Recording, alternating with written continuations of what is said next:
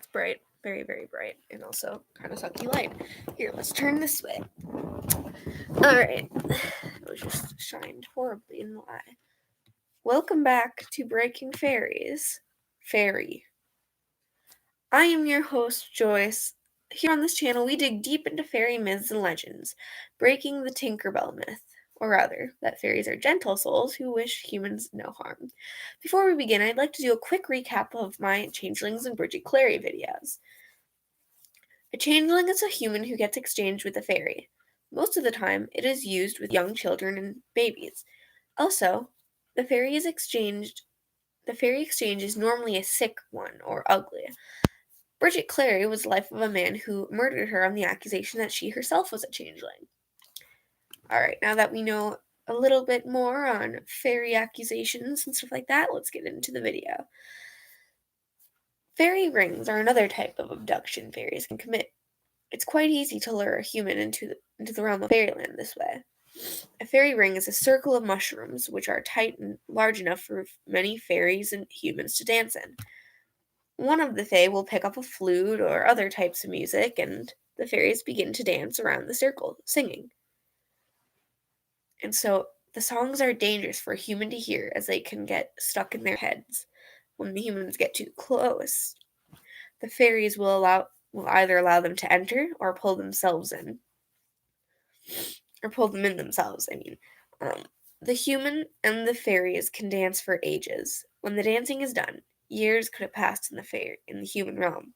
Sometimes the human can get pulled out by another human, or are allowed to leave. But many times in history, or in mythology, the human enters the fairy realm and is never seen again. But are fairy rings really magical? The scientific name of this circle of mushrooms is the I'm going to probably butcher this name horribly. The Marasmius Orades.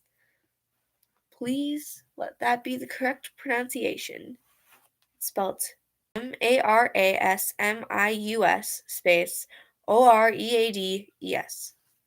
And they have been officially deemed unmagical and completely safe to enter. If you check the Wikipedia website for this information and other numerous websites, they will explain them scientifically. Fungi creates a ring or arc in the soil, affecting the grass in the area, and grows up through greenery as mushrooms. Some people believe that they are good luck and are happy to see them, while others think it's a dark omen. And the largest fairy ring recorded is in Belfort, France, a whopping 2,000 feet in diameter and 700 years old. That is huge and very old, compared to some of the other ones that'll last maybe a few months and are only like 5 inches in diameter. So sometimes the rings overlap and cause all the grass in the center to be dead or discolored. Now, I know this information is coming very choppily. I'm sick right now. I have a cold. I sound awkward. Plus, I did this 2 weeks ago. I was going to post last week, but I have reasons. Anywho. So, basically, sometimes, like I said, sometimes rings overlap. And they were called sorcerer's rings in France, witches' rings in Germany. Austria believed dragons caused the rings. Witches were thought to gather there to celebrate the coming of spring. And like I said, Austria believes dragons caused the rings, blighting the area so that only toadstools can grow there for 7 years. So, to enter a ring, it is said to run around the ring 9 times, 10 being too many, or to wear a hat backwards. It is said that you can lose an eye for the foolishness of entering without taking proper measures. And are the mushrooms edible? I had that question. I was like, that would be interesting if they were. I mean, is it one type of mushroom? Is it many? Short answer, sometimes. One mushroom type is the Scotch bonnet, which is edible. On the other hand, any kind of mushroom can grow there, and sometimes it's poisonous. I would not suggest trying one unless you have a botanist or scientist with you, or a friend you can dare to try it first. Joking, please do not kill your friends like this. And so this episode has been very short. Sorry about that. I am utterly horrible. I will link a few sources down below as well. Please like, share, comment, and subscribe.